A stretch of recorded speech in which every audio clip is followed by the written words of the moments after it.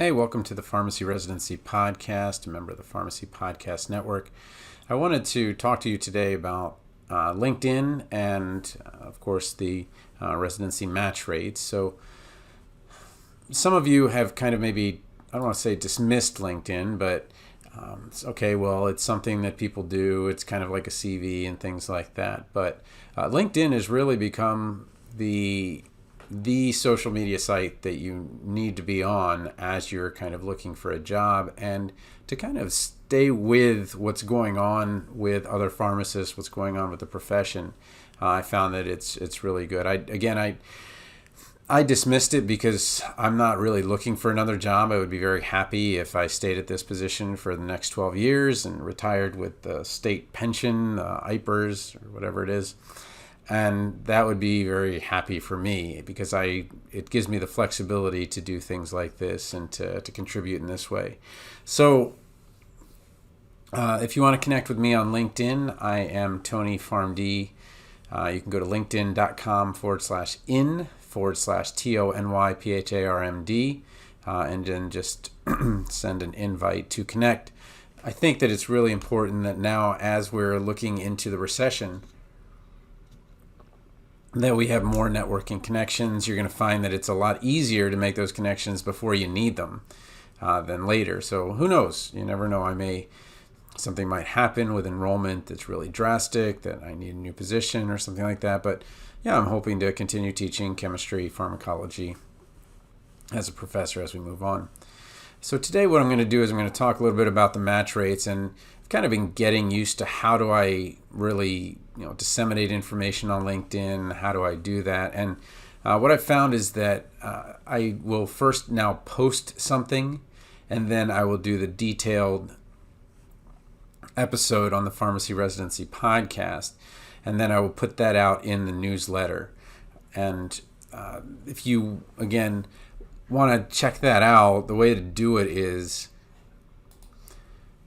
and I just Googled it. I'm sure there's better ways to do it, but I just Googled Pharmacy Residency Podcast Newsletter LinkedIn, and you just hit the subscribe button. So we just broke 1,000 subscribers. Again, I've been doing this for a couple weeks, and hopefully this is helpful. But now we're going to take a deep dive into match rates and how valuable they are to you, but also how valuable they are in evaluating residency sites. All right. So this is the post that I had, and I titled it, "Are the top 15 colleges of pharmacy by residency match rate really the best colleges?"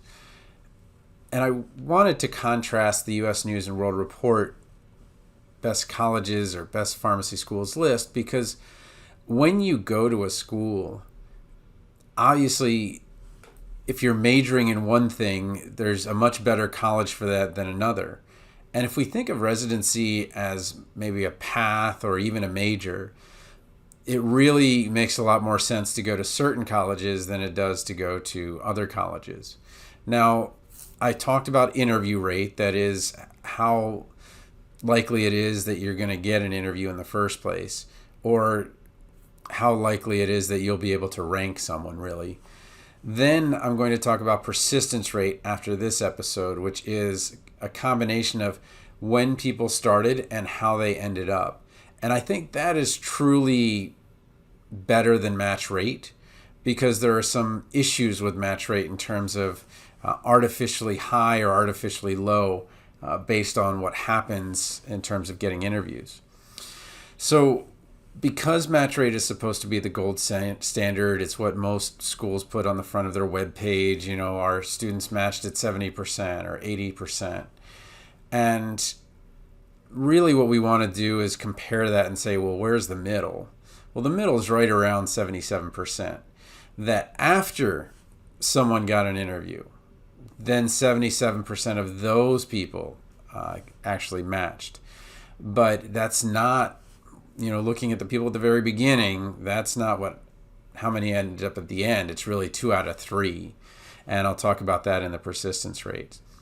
But what I want to do is definitely contrast how the U.S. News and World Report rankings don't fit what would be a really good school to get a residency or at least have a very high match rate. Okay. So let's look at the top kind of schools, and let's look at their characteristics. So MCPHS Manchester matched at 100%. This is a satellite campus of MCPHS. I know there's one in Worcester, there's one in Boston, and this one is not on the list, I'm assuming because it's relatively new or something like that. It's really unusual that you would break down match rate by satellite campus, because there are some schools that have satellite campuses, and I'm a little bit surprised that that happened. Now, it's a big school, and I guess to some extent it makes sense, but University of Florida has satellite campuses. Idaho State has satellite campuses. Creighton has more than one campus. So I'm surprised that they would kind of split it up in this way.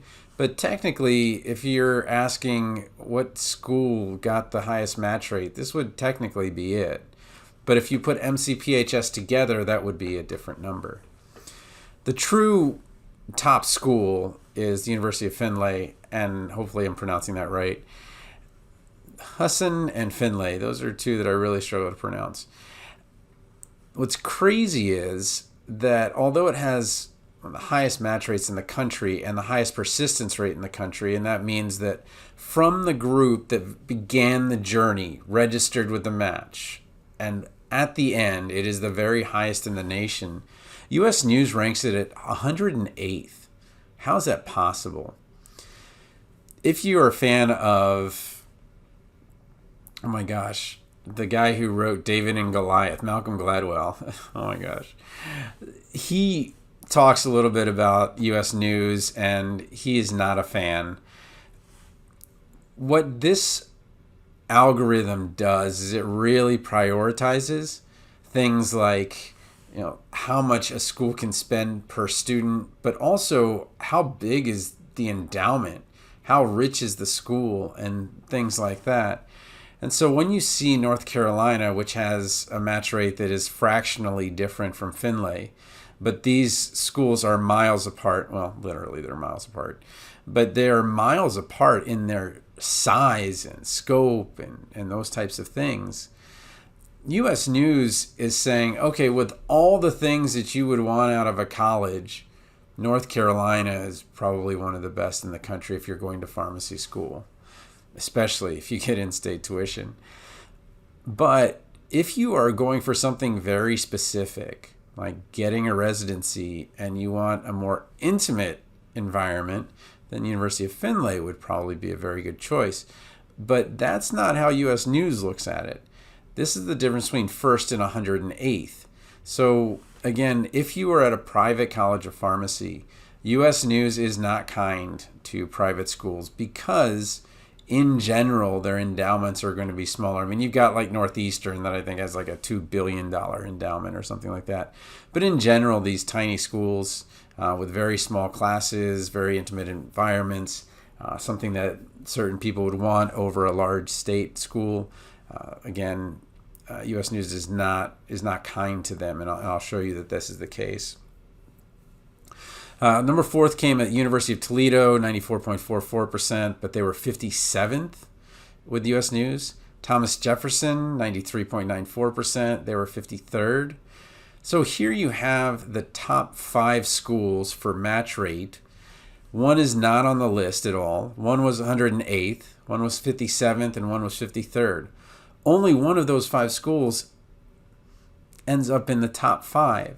So it's not really the best thing for some of these schools to not have their own list. And that's why I wrote that pharmacy school rankings for residency. I've never taken a class at a private school in my life since Catholic school in 1st through 8th grade. I rejected myself from all the private schools. And I'll tell you why. I was ignorant of the admissions process. And I scored relatively high on the PSAT, which is kind of like that pre-SAT, or I don't remember what it was. And I scored a 1200, and I didn't even know what the test was. They just told us one day, hey, we have to take this test. And then I studied for it, self-study. I never got to go to a Kaplan or a Princeton review or anything like that, and I scored 1380 on the SAT, which is okay. It's not super great, but If I had understood the process, I would have really studied for the PSAT and then definitely done better on the math with the SAT. The point is that because my parents gave me a budget and every single private school was over that budget, as I got all these letters because of my SAT scores and PSAT scores, I recycled every single one that was from a private college because I didn't understand the difference between sticker price that some of the wealthiest people pay, but really that's maybe 5 to 10% in some cases, and what people actually pay to go to a private college. I really would have done well to have had that kind of small, intimate atmosphere, and really kind of disappointed I can't go back in time and do that. But what I did was I ended up in the honors college at the University of Florida, so I would have that smaller group, and then because I was so late in getting into the honors college, I didn't get in the honors dorm. It was actually across the way, and I ended up in South Hall, which is now called like Reichert or something like that. They changed the name of it, but I was in Gainesville, and I ended up being in honors, and so I had a little bit of that kind of smaller atmosphere. But then when I went to the University of Maryland, and this is something to think about, sometimes when you're talking about the flagship school, it's not at the big campus like College Park, which was half an hour to the south. It was actually at a small medical campus. And when I say small, it was 6,000 people. But that was really neat to go from College Park, which was kind of Saturdays are football and stuff like that, to downtown. But you could still go to the flagship school. You could still go to games, things like that. All right, well, let's kind of continue on. University of Pittsburgh and Medical College of Wisconsin come in at 6. And this is where I really want to take a deep dive, because Medical College of Wisconsin is a 3-year school. Historically, and with the data that we have now, most 3-year colleges of pharmacy do not match well. Why is that? Well, when you're accelerating things, it makes it really hard to get on those, to have activities outside of school. Basically, if you're working a 9-to-5 job, that's a lot of work to meet with your friends and to meet in organizations, and then to have a part-time job where you're working at a hospital and those types of things. But I think because Medical College of Wisconsin is associated with a medical school, associated with a medical center, and really came out of that, and they have small classes. I want to say their classes are around 40 to 50 students. I think that they're just at that kind of Three Bears exact right point. They are at a place where they could get residencies, but are also interacting interdisciplinary with other health professionals. They're not too small that it's like a grade school classroom where you have like 20 people. And they're not too big where there's like 100 or 150. And I went to a school with 100. The smaller organizations made it more intimate and smaller.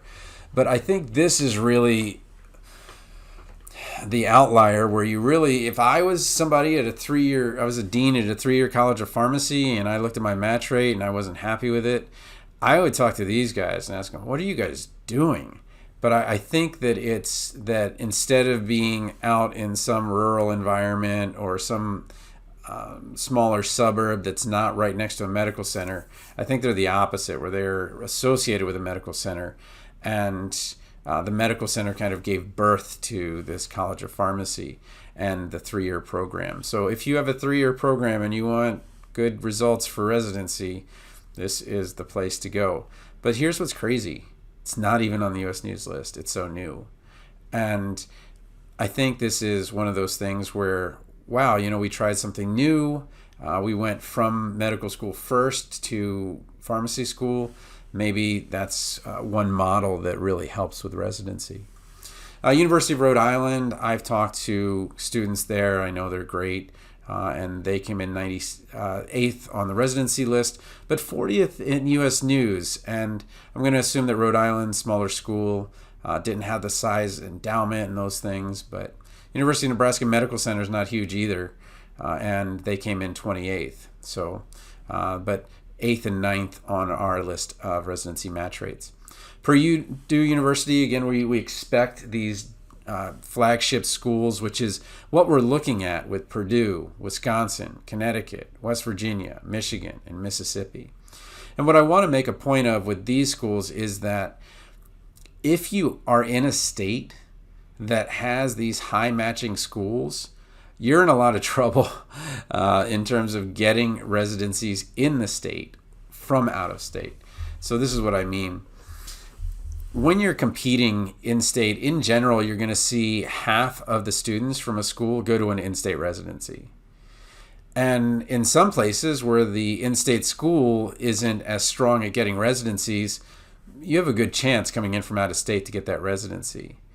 But man, if you're coming in and it's like Michigan or West Virginia, Connecticut, Wisconsin, Purdue, Mississippi, Pittsburgh and Pennsylvania, Rhode Island, North Carolina, you're competing with students that not only are in-state, high match rate, historically doing well, but they've probably had an appy there. And so you're coming in with a one-day or half-day interview, maybe on Zoom, against somebody who's been there for 5 weeks. So it's when you're looking at residencies, consider the strength of the state school. So when you're coming in saying, oh, I want to do a residency in Michigan, I'm not saying don't apply to residencies in Michigan. I'm just saying, ooh, you got the 14th highest matching school in the country, and you got a lot of students coming from there. That's going to be tough. Oh, I want to do a residency in Wisconsin. Okay, but just letting you know, Wisconsin is down the road, and they've done a bunch of appies there too. Same with Connecticut and Mississippi and so forth. And where you really run into trouble is low populous states. So I would assume that if you're in Rhode Island, there are not going to be quite as many residencies as there are in Michigan. And you can take a quick look and see that the PGY1 list in Rhode Island only has 11 residencies. And this doesn't include how many actual residents are there. You could figure out that number. And then many of them are candidate and pre-candidate status. So it's good we're seeing new residencies continue to come around. But when you look at Michigan, you got 47 different residency sites. So more than 4 times as many. Okay. So I think Rhode Island would actually be an even more difficult place to get a residency because you've got a top matching school, 8th in the country, and you've got a small state with fewer residencies. So when you're looking at it, just go, okay, well, just acknowledge that, Rhode Island, that's going to be a little bit tougher than Michigan to get a residency and so forth. So a lot of factors to think about. What I also want to do with match rate and kind of flip this switch before we get to the 20-minute mark here is have a look at the people that are in residency. So now that you're kind of choosing a residency site, you really want to take a look at, okay, where are these students coming from? And so while we're looking at this, you can look at the Detroit Medical Center and the residents here. And when you linked in these guys, you're going to find a ton of Michigan, which is way up there in our list at number 14. Then Wayne State is number 19 in match. And then the other Michigan school, Ferris State, that's going to be in the 50s. So all of them really, I think it was 61. It came in 61 in the match. So you're talking about 3 schools, high ranking, good match rates. So the DMC is going to be tough to get into. So you're like, well, is there anybody from out of state? Sure, there's somebody from UCSF, one of the top schools in the country also. So it's, again, when you're looking at your chances and odds, really do take the time to start looking at the residents and look at their match rates of their schools and where they're coming from. And there's 2 sides to this. Are there so many Michigan graduates, and I mean Michigan, Ferris State, Wayne State, because that's where they would want to apply, they want to stay in the state, that's what they're familiar with, or is it because that's who they take and that's who they had appies with? So it kind of is, which comes first, the cart or the horse. All right, well, we're right at 20 minutes, so I'm going to end there. But I am really working quite a bit now with the letters of intent. If you just want to kind of check it out, if you have Kindle Unlimited, you can check out the Strong Residency Letter of Intent, which is the more general one, or Strong Ambulatory Care Residency Letter of Intent by Callie Abramowitz and myself, where we kind of take a deep dive into ambulatory care letters of intent, which is going to be quite a bit different. And what we do is we go through her journey as she went toward residency and how she did it and how she got into an ambulatory care residency, and now she's got her dream job that she wanted after residency. So I just can't tell you, letter is something that you have to do. I know you just probably turned it into your preset or your CV, and then they give you kind of a grade on it, and maybe you use the template from ACCP. Those are terrible. And you just kind of filled in the blanks. You just change the words. If you use the letter of intent as a form of discovery as to where you're going to go, you're going to have a much higher chance of matching because you took the time to really think about, okay, well, what do I really want out of this? Rather than, okay, I want to express my deep interest in your residency, insert the residency here. It was wonderful to meet your residents at ASHP Midyear, and put in their names there. I'm interested in this, or this, right? If you get it down to a single PGY2 or single career path, you're going to be in a much stronger position. So I'm digressing. Match rate, it's important. It tells you a lot. It tells you not only what your chances are, but also gives you a strength of the program that you're applying to. If you use it in that way, I think that you can find those sites where you would have a much better chance of matching, but also that you would be much happier at. So as always, I'm Tony Guerra, TonyThePharmacist@gmail.com. If you want to talk to me, want to work one-on-one with me, residency.teachable.com. I can help you with your letter of intent. I can help you with your interview. If you want something like that, I'm having some people ask me to help them one-on-one. That's fine as well. So again, it's just kind of easiest. We just kind of talk by email and kind of figure out what it is you need and see if I can serve you in that way.